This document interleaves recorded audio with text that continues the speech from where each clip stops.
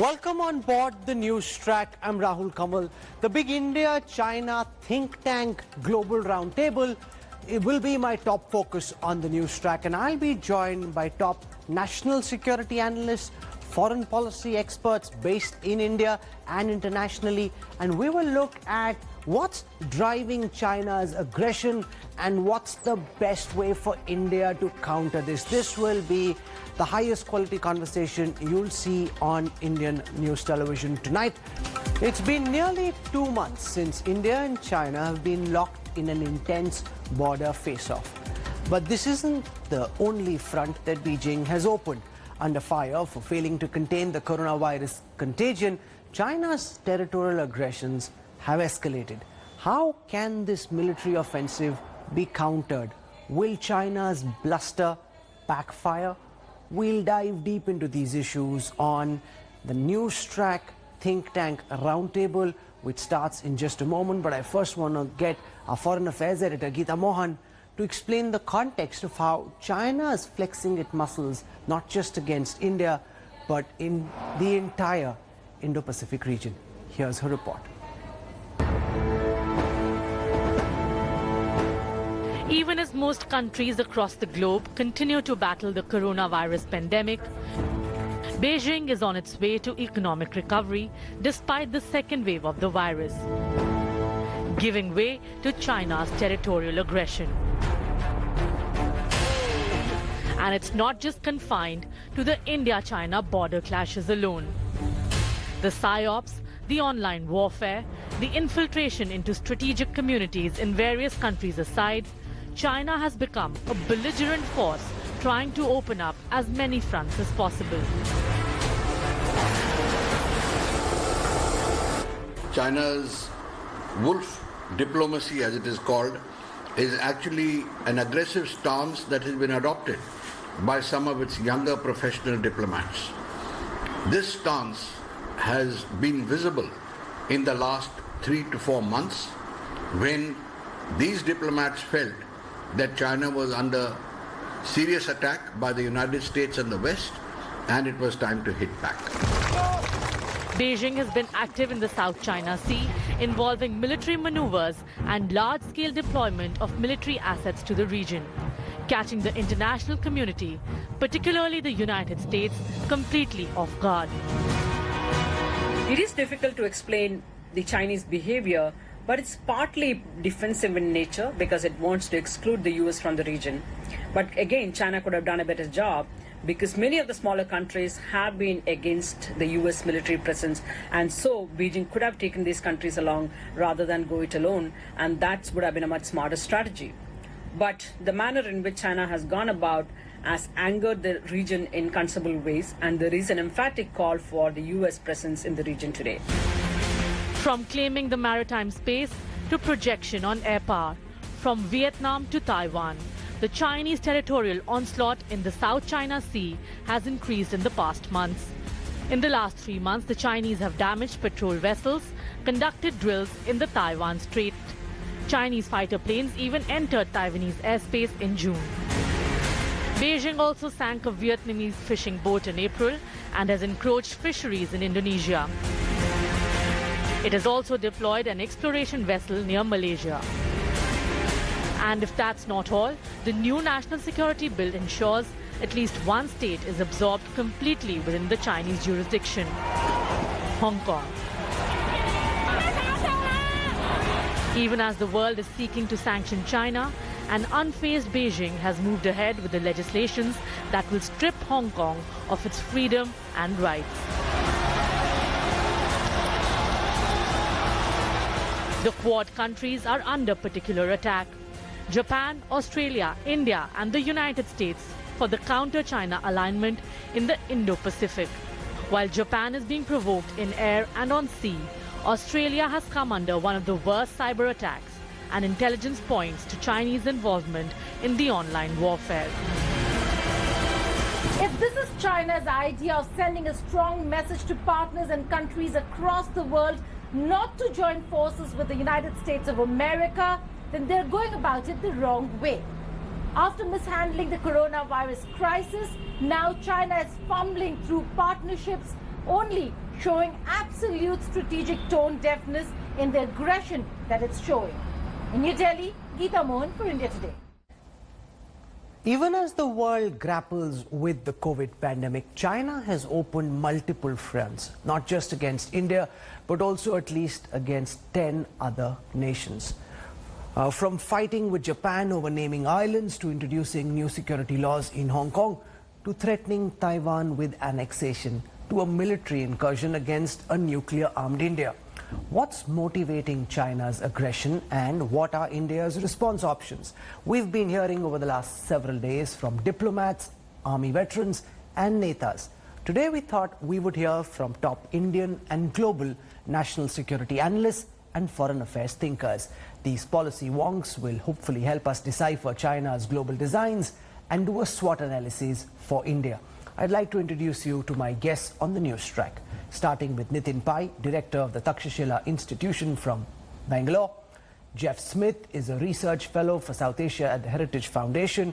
He's written a book called Cold Peace, the China-India Rivalry in the 21st Century. We've got Christopher Clary. He's a professor of political science at the University of Albany and a non-resident fellow at the Stimson Center. Professor Happymon teaches diplomacy and disarmament at the Jawaharlal Nehru University. Professor Vipin Narang teaches political science at the Massachusetts Institute of Technology in Boston. Sushant Sareen is a leading strategic affairs expert and a senior fellow at the Observer Research Foundation in New Delhi. I'd like to do this discussion in two parts. Part one, what's China pushing at? What's Beijing's end plan? And secondly, how should India counter China's aggression? What are New Delhi's options? So let's get started. I want to put the first question to Nitin Pai at the Takshashila Institute. Can you start by drawing out for our viewers your sense of why in the middle of a global pandemic has China opened so many fronts, not just against India, but at least against 9 other countries globally? Nitin. See, I think one of the things we've got to understand is that these fronts were not opened during the pandemic. These fronts were opened over the last 10 years. And the question really arises, and a lot of us asked this question almost 10 years ago, is why is it that the Chinese have opened up a quarrel with every one of their most important neighbors and regional partners? Now, you could explain this by saying that this is a civilizational thing. The Chinese have figured out that they are as close to the center of global power as they wish to. And it's really time to flex muscles and say, this is what we are, and then we're going to act as a middle kingdom. So a lot of us have been trying to decipher exactly the reasons why, for the last 10 years, they've prematurely, I think a lot of us have argued that this has been premature, that China is not quite a global power, but it has still stepped out and is trying to behave as if it's already a regional hegemon. And the problems that we've seen in the world in the last 10 years, and specifically this year, are basically a consequence of that, a power which is behaving as a regional hegemon before being one. And it is no wonder that it has seen a reaction from the United States, it has seen a reaction from the Quad countries, and even smaller countries of Southeast Asia like Vietnam. Jeff Smith, you in fact written a whole book, so you can take up the whole show about the India-China rivalry, but give us your sense of why in the middle of the pandemic, in your view, would China look to make the kind of military build-up they have against India and also open fronts against Hong Kong, Vietnam, Taiwan and Japan and others? Well, there's been a trend of growing Chinese assertiveness since 2008, since the global financial crisis, one that has only been accelerating since the rise of President Xi Jinping. And in the last few months of this pandemic, we've seen hyper-nationalism on display, a combination of the growth of wolf warrior diplomacy and of China feeling insecure at home and under pressure, under international pressure over the COVID pandemic, under pressure to display strength domestically. And that's led it to lash out. And I think in the India context, you know, it has made provocative moves at the border before when it sought to protest things like Indian infrastructure near the line of actual control. Only this time its playbook is on steroids. And it just seems as if, you know, there's no secret that China and India have been in a competition for many years, but I think both countries have sought to strike a somewhat delicate balance to prevent this from spilling into open rivalry. And at times, China has tested and even crossed India's red lines, but has still tried to maintain at least a veneer of comedy. And I think the wolf warriors, now working Chinese foreign policy, are simply throwing decades of more cautious diplomacy to the wind. And they're willing to be far more abrasive and upend this delicate balance and move China-India relations toward more overt rivalry, simply to make tactical gains at the border and display strength at home. Professor Happymon, Jacob, you've written an editorial in which you argue that it's because India changed the status of Jammu and Kashmir, made Ladakh a union territory, made Jammu and Kashmir a separate state, which is why you believe that China has been provoked. So in some senses, you're seeking to pin the blame on the Modi government, make it seem as if their changes in India's internal structure is what provoked China. Explain why you're trying to say that.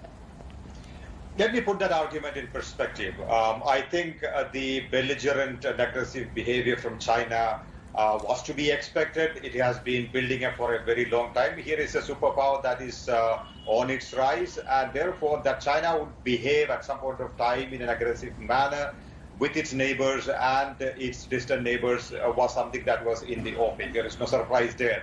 I think what surprises everyone in many ways is what are the proximate reasons as to why China is behaving the way it is behaving at this point of time. I think one plausible explanation is that there is a lot of distraction in the among the international community at this point of time, and therefore China is perhaps making use of that distraction in order to push its point, in order to make use of that distraction, as it were. Now, my argument in many ways is that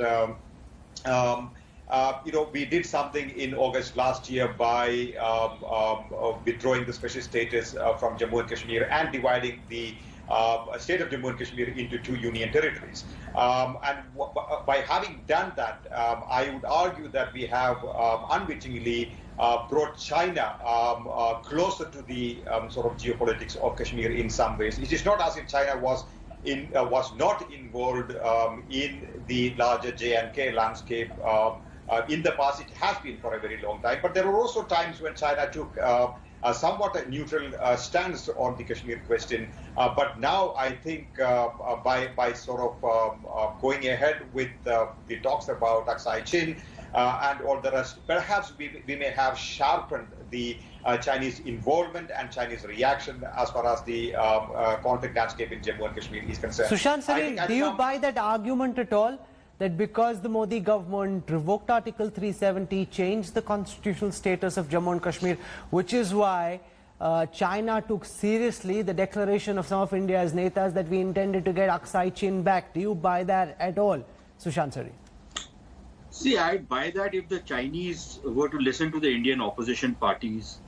But surely the Chinese also know that whatever happened last August was basically an internal arrangement. Now, they want to be bloody-minded about it, perhaps. But I don't think in the previous occasions when almost similar kind of forced mobilization or intrusions had been made by the Chinese over the last so many years and so many occasions, that there was any constitutional change which had taken place in Jammu and Kashmir. I don't know what constitutional change or what territorial things the Australians have done to the Chinese or the Vietnamese, or for that matter, the Japanese, that this kind of aggression is coming out and all at once. So I would agree with Happymon to the point that yes, maybe as the Chinese say, every crisis brings an opportunity. This is a crisis which they think is their opportunity to come onto the world stage because the strongest country in the world seems to be in a state of disarray. The Europeans are neither here nor there. And everywhere, all these markets, all the European and to some extent the American and the Australian, even the Indian markets are so heavily dependent upon the Chinese for their, economic well-being that maybe the Chinese think that they can become assertive and they assess that rather than with all the paranoia and everything else thrown in, maybe their assessment is that this is the time to make the push and emerge as the top dog. One more thing I'll just say, that this could be very well a legitimate calculation, but this could also be a miscalculation, because something similar happened, not exactly in the same context, but when the OPEC countries virtually had a monopoly over the oil markets, they tried to play this kind of a game with the rest of the world in the 70s. And we know how that thing turned out, because everybody developed their capacities. You started going in for much more frugal machines, and suddenly the OPEC monopoly kind of disappeared or dissipated. And seriously, so today you have a situation where OPEC, yes, they are the largest producers, yes, they can swing the market some, but they simply do not control the markets the way they used to, and they depend upon their market just as much as the markets depend upon them. So, Professor Christopher Clary, do you buy this argument that because the United States seems to be in relative decline, is so obsessed with its own internal strife, doesn't want to play global leader and policeman, therefore China thinks that you don't need to hide anything, this is China's time, and China thinks, let's take our claim to global leadership? Is that what's at play in your view? Just because the United States under President Trump is a mess doesn't mean that China's actions are entirely derivative of that, right? Xi Jinping's China is not Deng Xiaoping's China.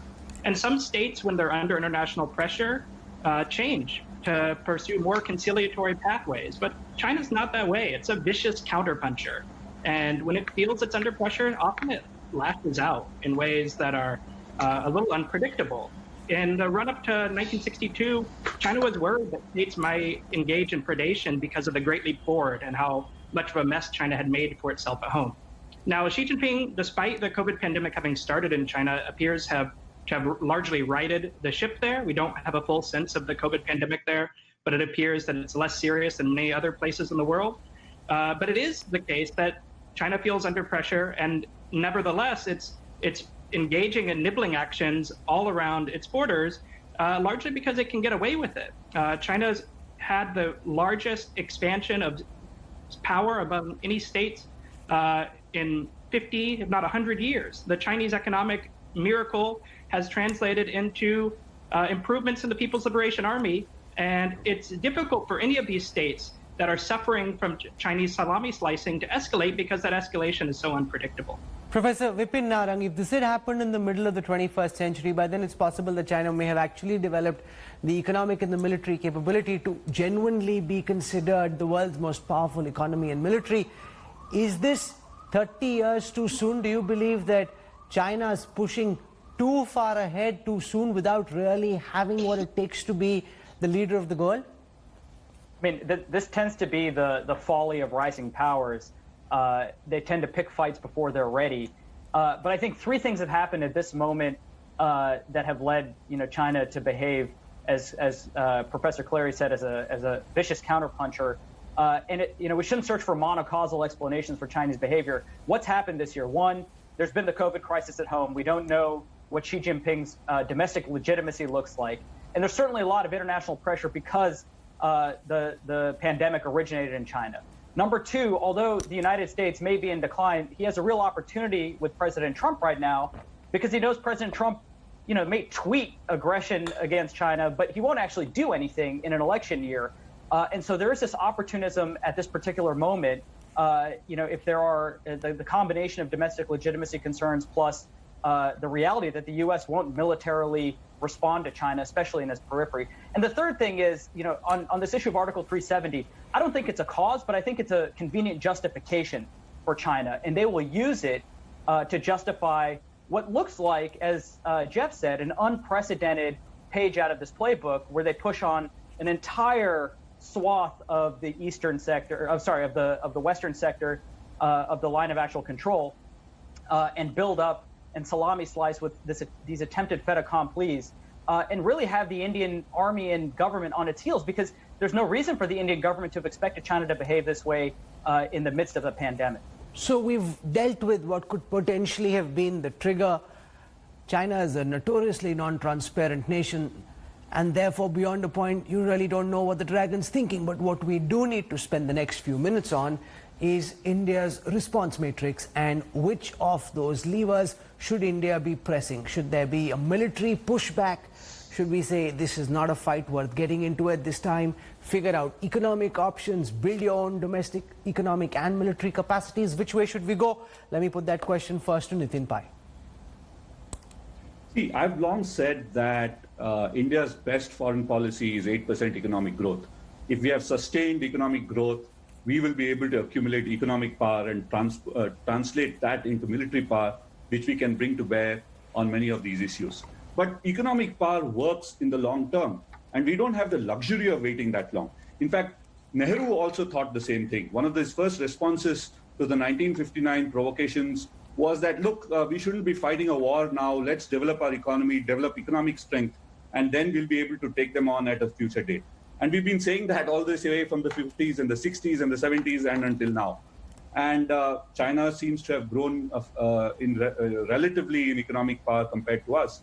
So while 8% economic growth is a long-term policy that we need to follow, we need answers in the short term. We need answers in the here and the now, such that we don't get into the salami slicing situation, which has been happening for the last several So what are your decades. here and now answers to this question?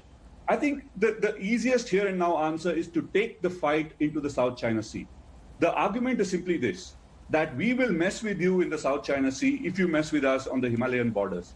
And, messing with them in the South China Sea is pretty easy, because in the South China Sea, China is up against the United States, Vietnam, Australia, Japan, and many of the Southeast Asian countries. And one additional Indian naval ship there can be noticed by Beijing as a signal that we are ready to mess with them where it matters to them. In a more positive sense, I mean, I've used a very colloquial way of putting it, but in a more positive sense, it's really that to the extent that we can shape the balance in the South China Sea and the Indo-Pacific, in the eastern part of the Indo-Pacific, we will be able to manage their presence in our part of the world. So there is a sort of a balance between the two regions, and the more India plays in the East Asian waters, the better we'll be able to manage them in the Himalayas. Professor Vipin Narang, do you agree with this theory? You don't have to fight them where they want the fight them where they would not like the fight. They already have so many troubles in the South China Sea.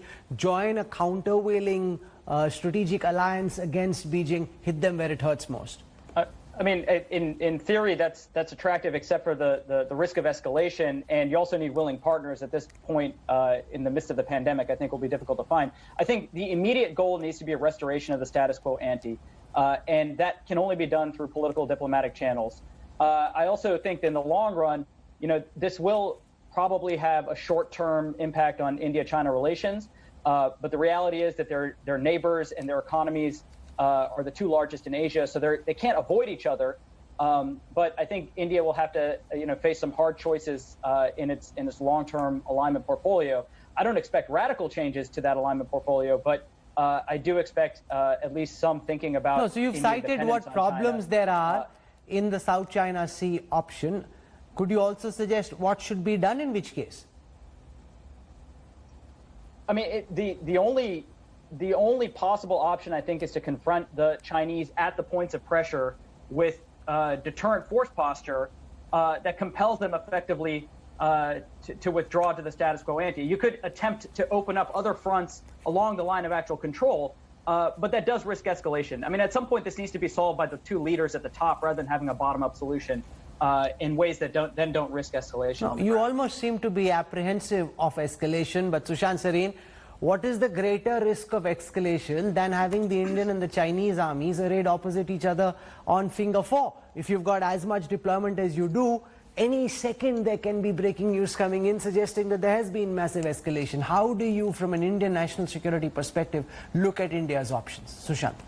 I think we have very limited options. The options which Nitin was suggesting perhaps are very long-term, and perhaps you can only do those if you're doing it in conjunction with other countries. But let us also not forget that the Chinese Navy is no spring chicken, and that does not solve our problem, our immediate crisis in the Himalayas. Now, I think the more we talk about trying to avoid escalation, and this is a trap in some ways, and you really need to delicately traverse this trap. But the more you talk that you really want to avoid escalation, you don't want to get into any kind of a confrontation with the Chinese, I think the more it emboldens the Chinese that they can push you a bit everywhere. So I think you have to be ready for escalation. If it means that, yes, it leads to some kind of a conflict, you have to be prepared for it. Because until and unless you're going to be able to do that, I think... So you track the Indian Army very closely. Do you think we're ready for escalation and for conflict? Look, if you're not ready for it, then you will have to simply give in and accept the terms which the Chinese are offering you. Are you ready to do that? I don't know how politically, strategically, militarily that's a feasible option. It's better to have a scrap, get a bloody nose yourself, give the other guy a bloody nose. It'll be very expensive. It'll be very horrific. But maybe that has a far better option than to simply lay over and play dead. The other thing is, and where I disagree with what Vipin is saying, I think despite all this talk about neighbors and all, we have another neighbor on our western front. How much have we managed to do with them? So I think this is going to cause some serious long-term and medium-term damage with the Chinese. And I don't see how the Indians are simply, after a couple of months going to go back and say, okay, fine, we'll continue to do business with the Chinese the way we were doing. I think that rethink is not just coming in India when it comes to global supply chains and all of that. I think every country has realized their vulnerabilities, their economic vulnerabilities and their strategic vulnerabilities of depending on the Chinese for as much of their manufacturing as they started doing. And that is why I think a lot of that shift is also going to take place. Jeff Smith, so, will this lead to a permanent pivot from that shift which is going to take place? So yes, I think it's going to cause long-term damage, but I think in the short term you don't have any choice but to confront the Chinese. That does not mean firing first, but it also does not mean backing down. Jeff Smith, will this lead to a permanent pivot towards confrontation, or is this just a temporary hump, a temporary setback, and we'll get over it because ultimately this is about 1/3 of humanity, and can 1/3 of humanity be in permanent confrontation with each other? Well, I think, China is India's neighbor, and you're not moving from geography. So there has to be some form of continued engagement with China. But as we can see from the U.S., China is still our largest trading partner, but the relationship has become much, much more competitive in recent years. Rivalry has come to the surface, and I think that's going to be the case with India. Even as they continue to trade and engage where they must, the competitive aspects of the relationship are going to come to the fore. If I were sitting in Delhi, I would be hesitant amid a global pandemic and global recession to escalate militarily over territory that was not previously under my sovereign control to begin with. That would be a high bar. No, but as Sushant Sareen says, if you do nothing and play dead, it emboldens the enemy, who then can apply similar salami slicing tactics elsewhere. Yes, yes. No, so what I would be focused on is teaching China that you can win the battle and lose the war at the same time. And so I would be focused. There are things that matter more to the Chinese than a few kilometers of real estate along Pangong Lake. And I would be focused on imposing costs on the Chinese over the long term on a range of issues that they care about. What are the costs you think India can impose and should impose?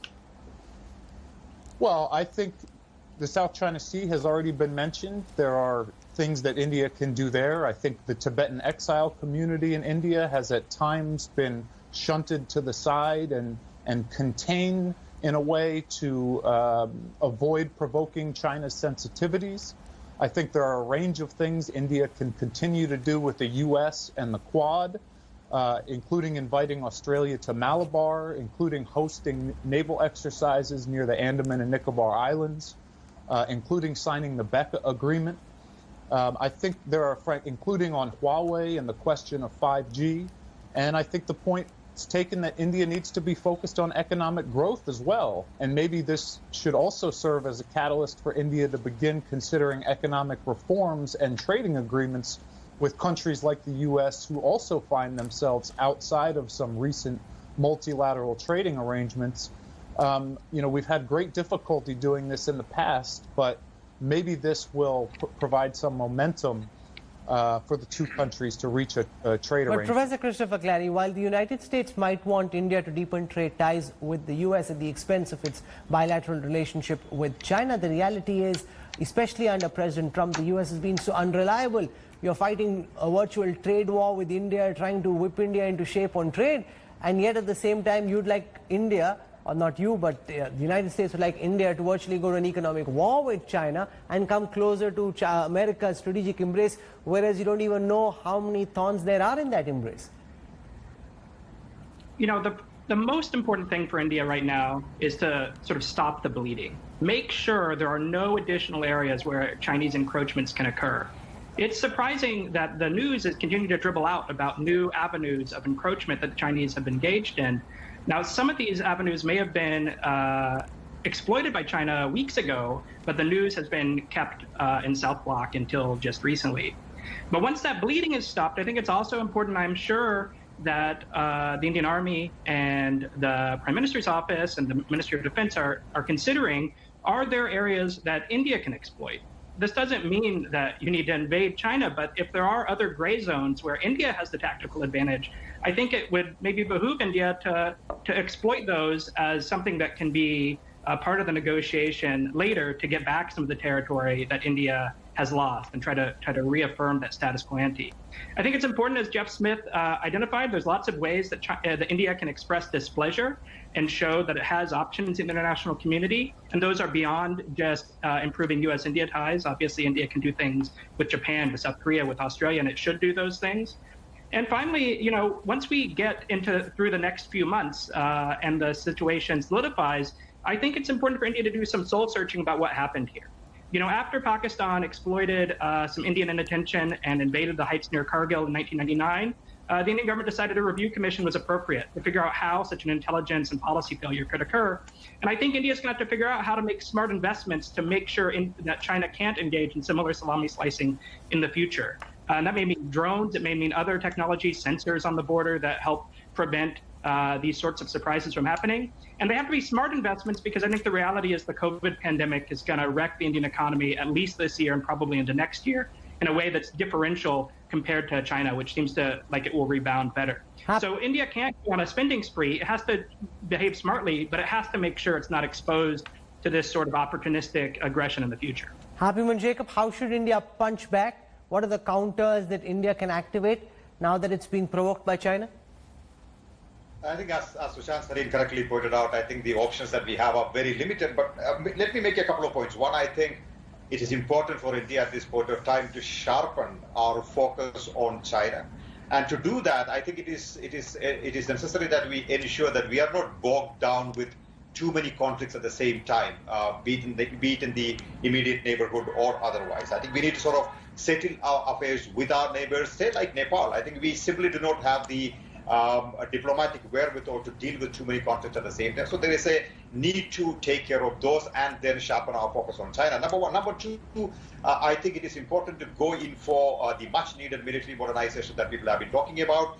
But the question is that with the economy doing badly in the wake of COVID, would India have that kind of economic wherewithal in order to modernize the military to take, if not to take on China, at least to sort of confront the Chinese challenge? Thirdly, I think one significant outcome of this standoff is going to be that India might shed its traditional hesitation about being strategically close to the United States of America, given the fact that perhaps at this point of time, India is closer to the United States than ever before in its history.